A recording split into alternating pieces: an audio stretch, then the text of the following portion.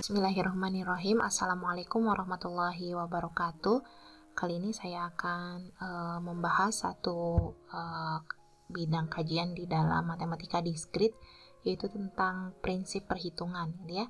Prinsip perhitungan ini ada di dalam bahasan kombinatorial atau kombinatorik, gitu ya, yaitu cabang di dalam ilmu matematika yang mempelajari pengaturan objek-objek, ya.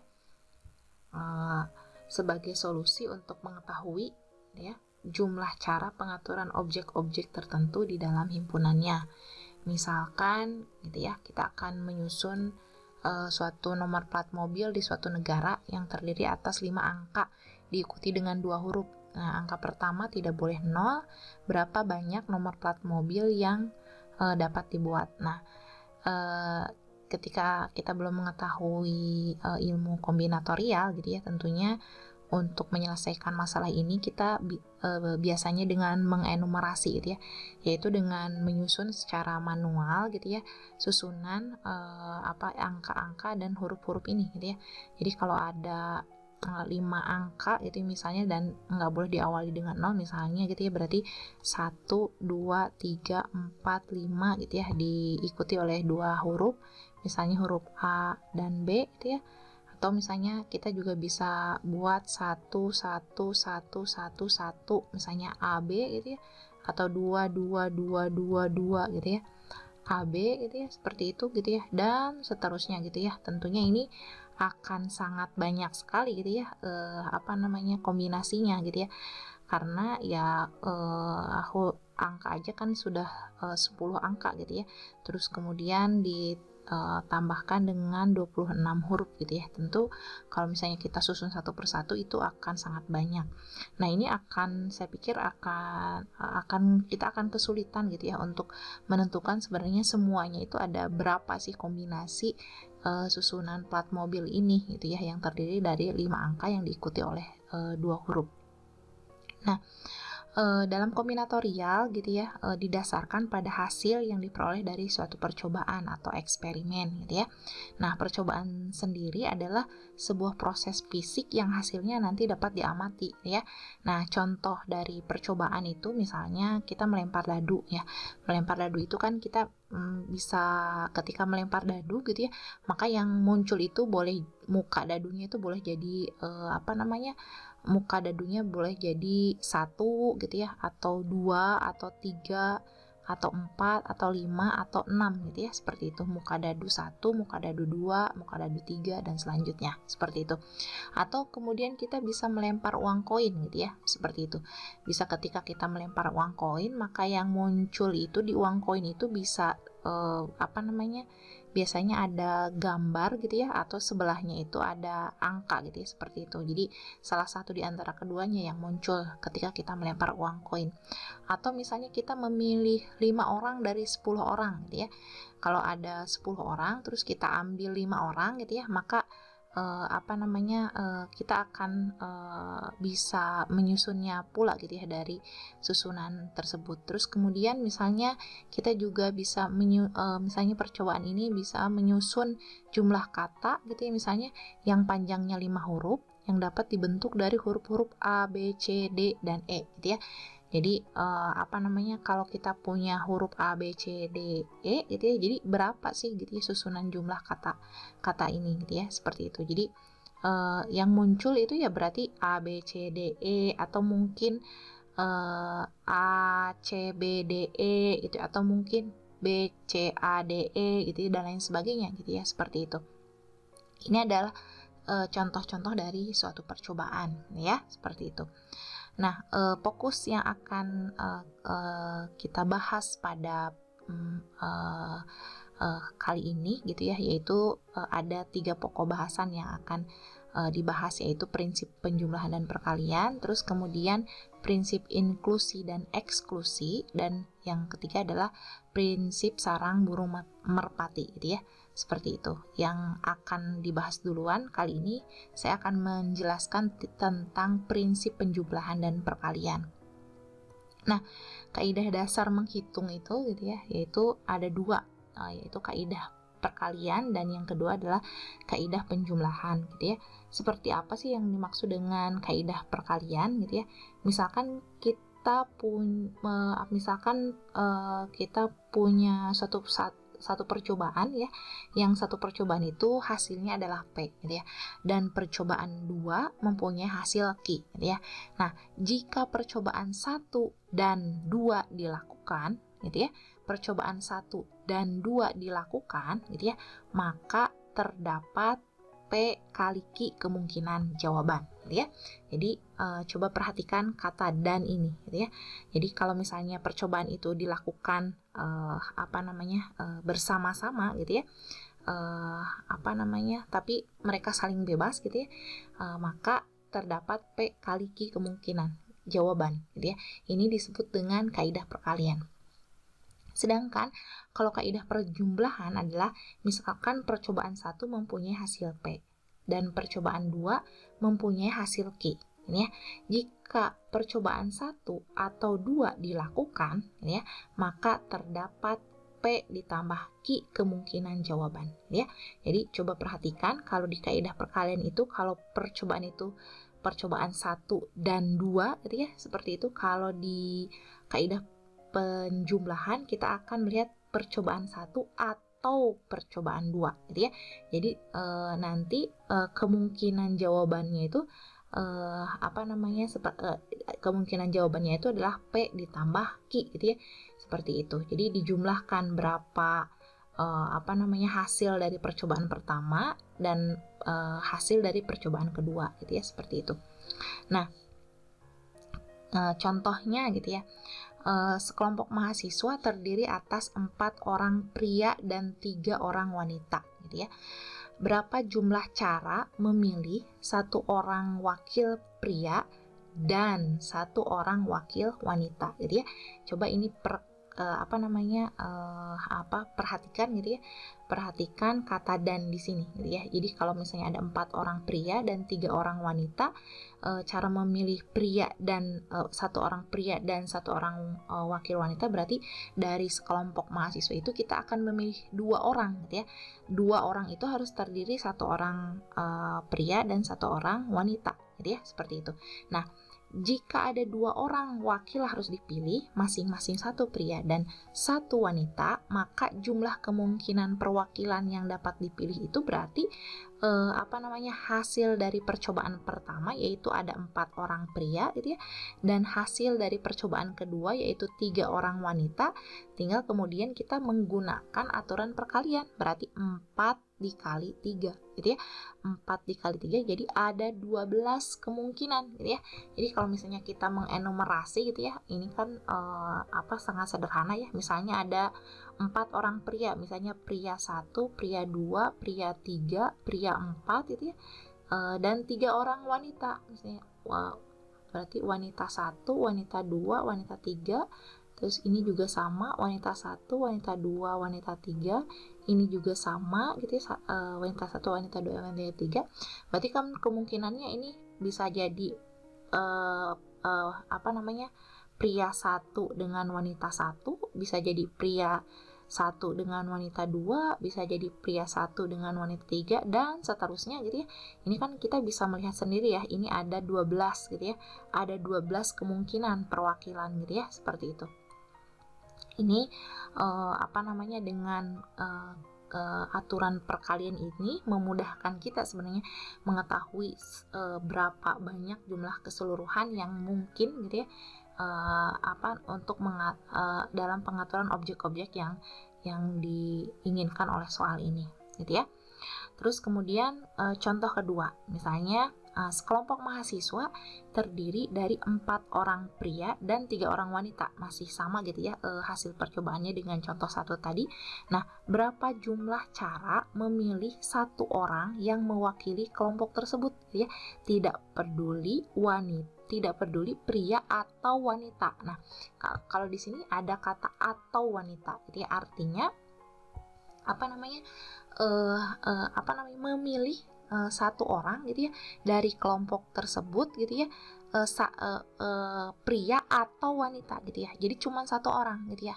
Kalau atau itu kan salah satu ya, pria atau wanita, ya, seperti itu. Nah, kemungkinan perwakilan yang dapat dipilih berarti kan ada 4 orang pria, berarti pria 1, pria 2, pria 3, pria 4 gitu ya. Terus ada 3 orang wanita, wanita 1, wanita 2, wanita 3 gitu ya.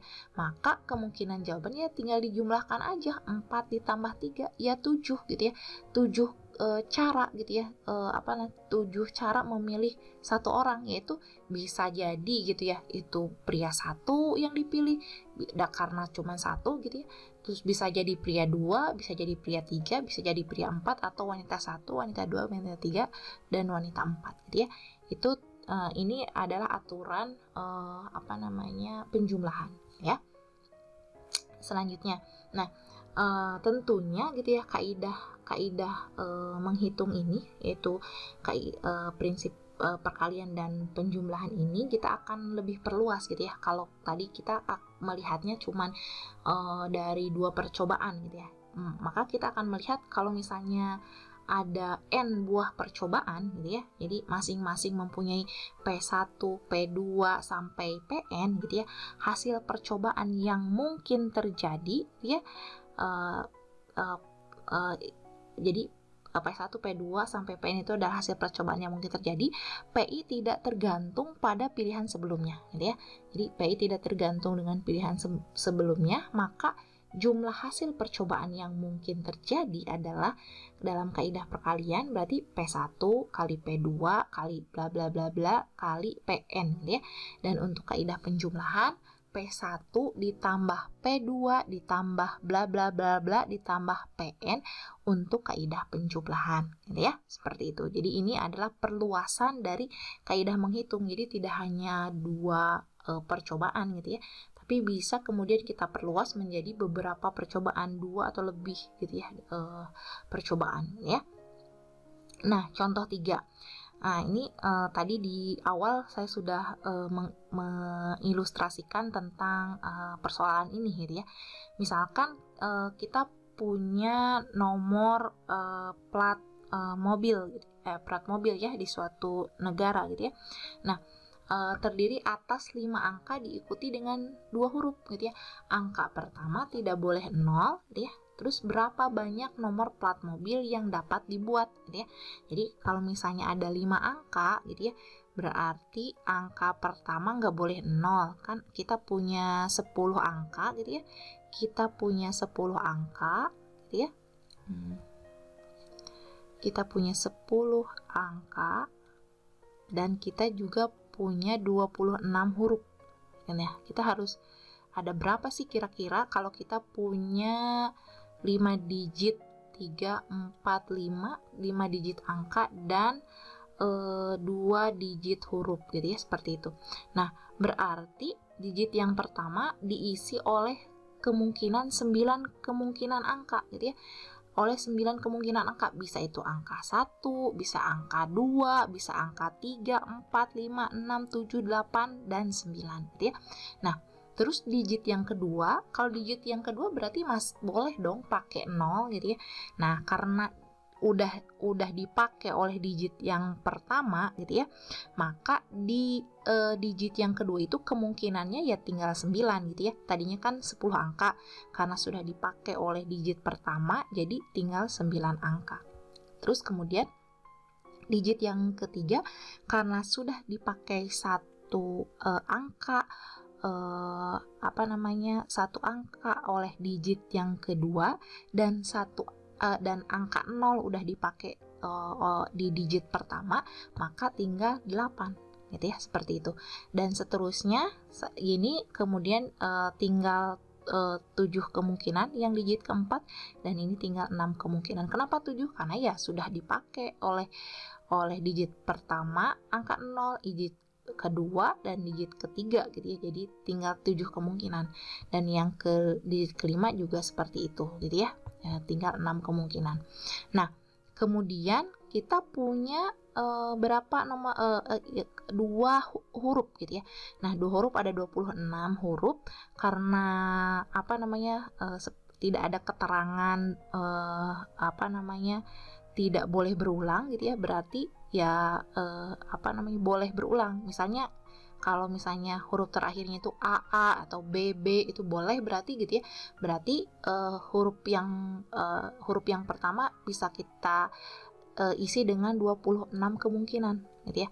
Ini 26 kemungkinan, dan huruf yang terakhir juga 26 kemungkinan. Nah, karena ini adalah kita akan melihat sebagai kaidah perkalian, maka kita tinggal mengalikannya saja gitu ya, kemungkinan-kemungkinan ini. Hasilnya adalah berarti 9 kali 9 kali 8 kali 7 kali 6 kali 26 kali 26 gitu ya. Coba kita hitung hasilnya. 9 kali 8 kali 7 kali 6 kali 26 kali 26, hasilnya adalah 2.044.224 ya. Selanjutnya kita akan melihat contoh selanjutnya gitu ya, yaitu berapa banyak bilangan ganjil antara 100 dan 999 ya, termasuk 100 dan 999 itu sendiri ya, jika semuanya angka berbeda gitu ya. Dan yang kedua adalah boleh ada angka berulang. Jadi ini adalah pengaturan objek 3 digit gitu ya. Jadi kalau kita punya 3 digit ini gitu ya, terus kemudian ingin yaitu bilangan ganjil antara 100 dan 999 gitu ya. Nah, bilangan ganjil sendiri itu kan kita bisa melihatnya di angka terakhir ya. Jadi kalau angka itu ganjil, berarti kita akan melihat angka terakhirnya itu bisa 1, bisa 3, 5, 7, dan 9 gitu ya. Jadi ada 5 angka gitu ya. Ada 5 angka gitu ya, seperti itu. Nah, kita letakkan terlebih dahulu di digit terakhir. Berarti ini ada 5 kemungkinan digit terakhir itu. Ada 5 kemungkinan, yaitu bisa jadi angka 1, bisa jadi angka 3, bisa jadi angka 5, bisa jadi angka 7, dan bisa jadi angka 9 gitu ya, seperti itu. Terus kemudian karena ini dari 100 gitu ya, maka digit pertama pastinya nggak boleh 0 dong gitu ya. Pastinya dimulainya adalah ya bisa 1, bisa 2, 3 gitu ya. Karena ini semua yang pertama ini semua angkanya berbeda. Jadi nggak boleh misalnya kalau misalnya di digit terakhir itu udah angka 3 misalnya, nggak boleh kemudian di digit pertama atau di digit kedua itu ada angka 3 lagi, misalnya 3, 2, 3, nggak boleh, berarti ini nggak masuk.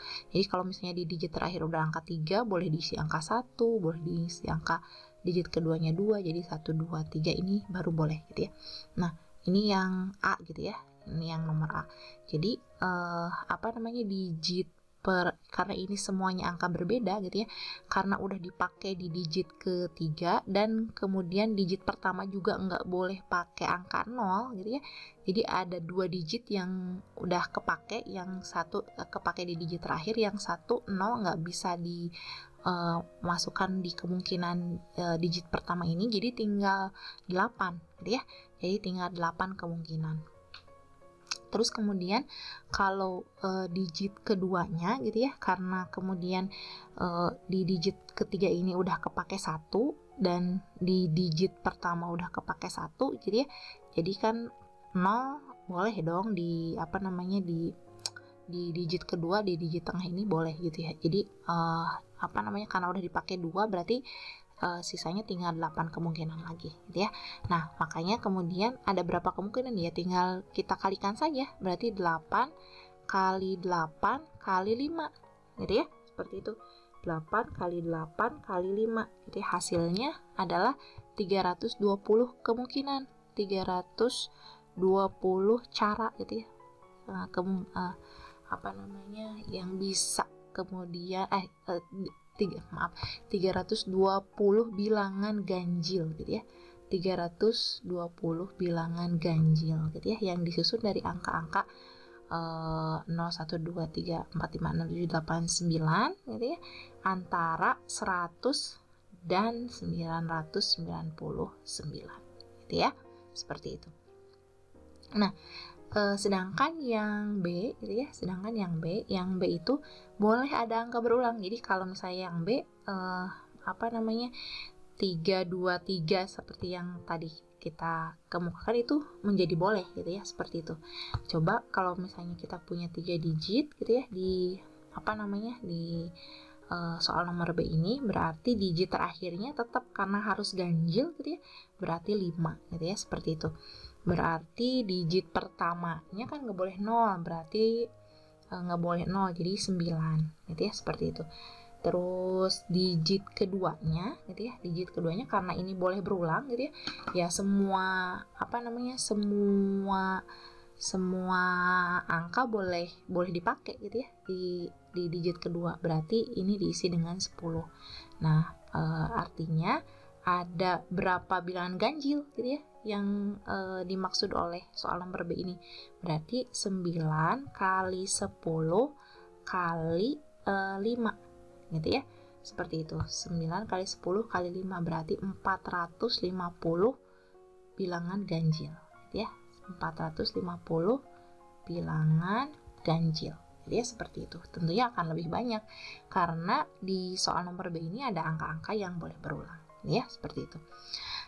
Selanjutnya contoh nomor 5 ini jadi ada kasus-kasus yang memang itu bukan hanya dikerjakan oleh aturan perkalian aja atau misalnya aturan penjumlahan saja, tapi boleh jadi kombinasi keduanya gitu ya. Jadi seperti contoh 5 ini gitu ya. Jadi kalau kita punya suatu sandi atau password yang akan dibuat pada sistem komputer dengan panjang 6 karakter sampai 8 karakter gitu ya. Tiap karakter hanya berupa angka gitu ya, yang boleh berulang tiap digitnya gitu ya. Jadi boleh berulang tiap digitnya, maka banyaknya sandi yang dapat dibuat adalah, nah berarti kita akan menyusun sandi-sandi yang pertama itu adalah 6 karakter gitu ya. Yang sandi 6 karakter. Kalau 6 karakter gitu ya, seperti itu. Kalau 6 karakter berarti dan boleh berulang gitu ya, seperti itu. Kan ada 10 angka ya, 10 angka berarti kalau 6 karakter ya 10 kali 10 kali 10 kali 10 kali 10 kali 10 ya. 1 2 3 4 5 1 2 3 4 5 6. Jadi 10 pangkat 6. 10 pangkat 6 ya 1 juta ya. Jadi ya 10 pangkat 6 atau 1 juta. Jadi ada 1 juta kemungkinan gitu ya, sandi-sandi yang disusun oleh 6 karakter. Kalau 7 karakter gimana? Kalau 7 karakter gitu ya, berarti ada 10 pangkat 7 gitu ya, seperti itu. Jadi ada 10 juta ya. Kalau 8 karakter gitu ya, kalau 8 karakter berarti ada 10 pangkat 8 gitu ya.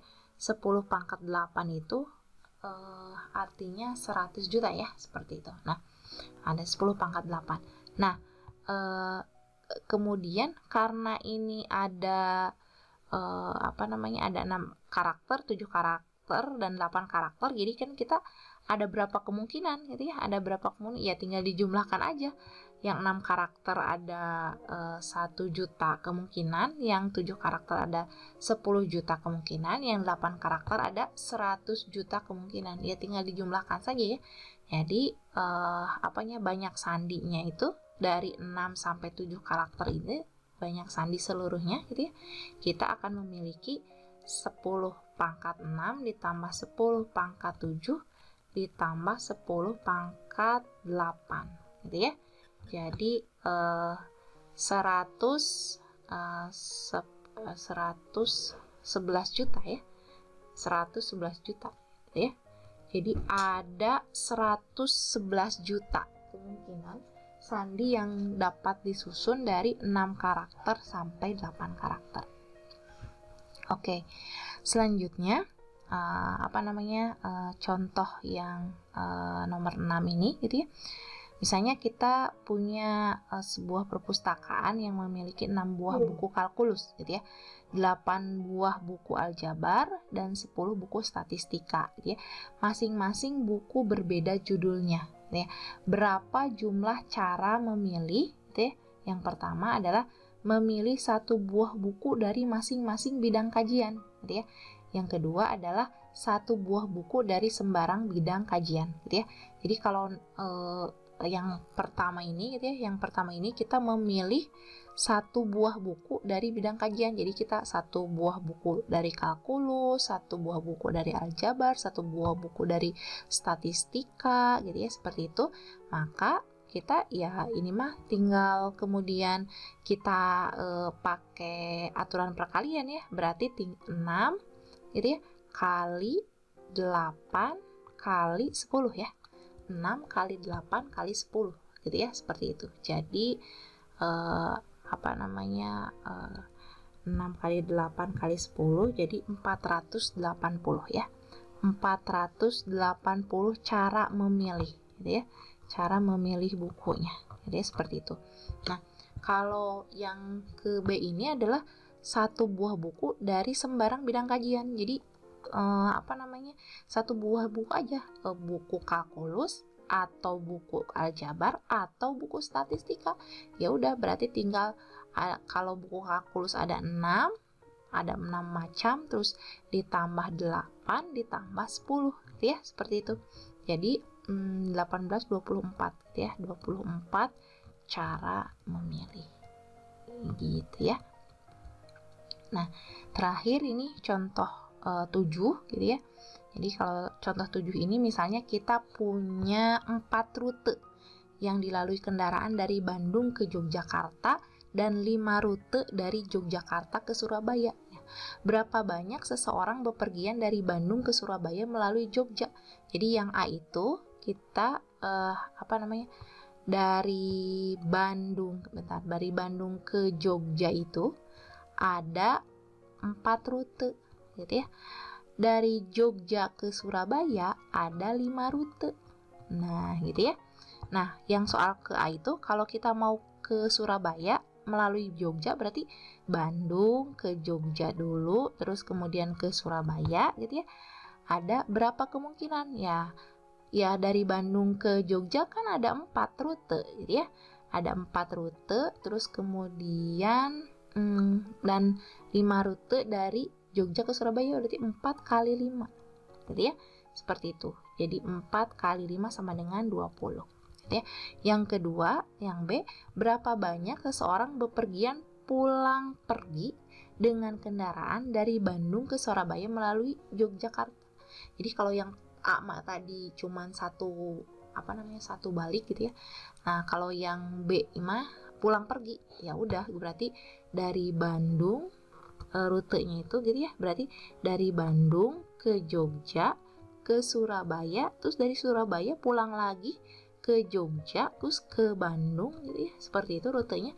Berarti kita punya dari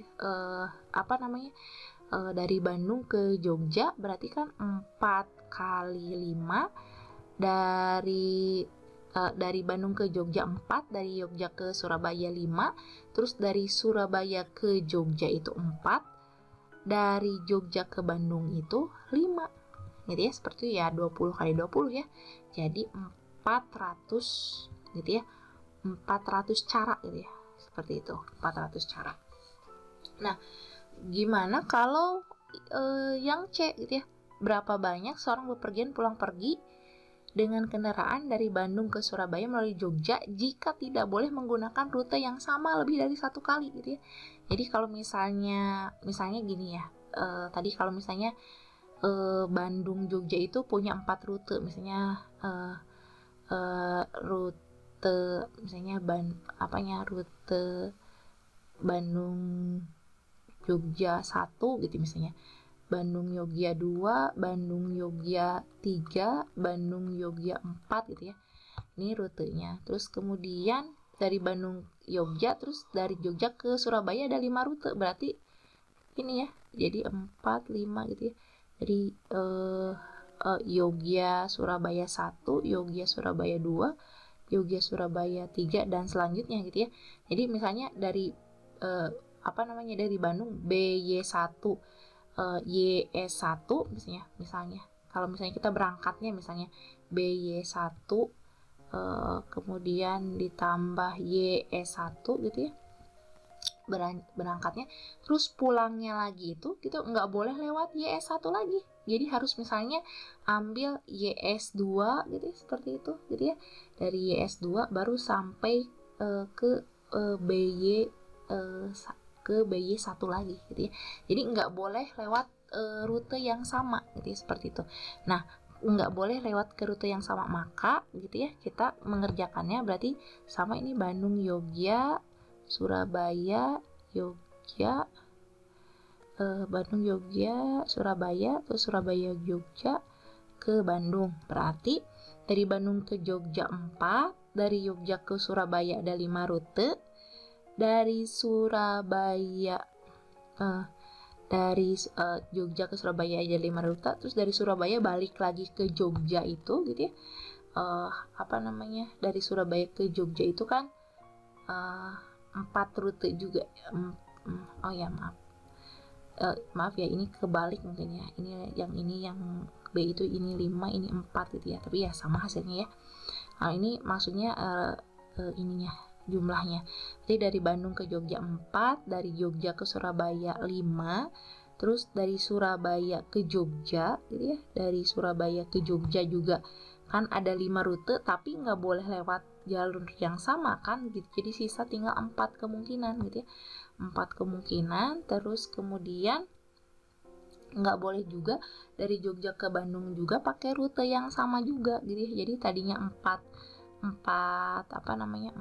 rute gitu ya, 4 rute jadi tinggal 3 rute karena nggak boleh baliknya ke rute yang sama. Jadi 4 kali 5 20 kali 4 kali 12 gitu ya, 240 ya, 240 cara gitu ya.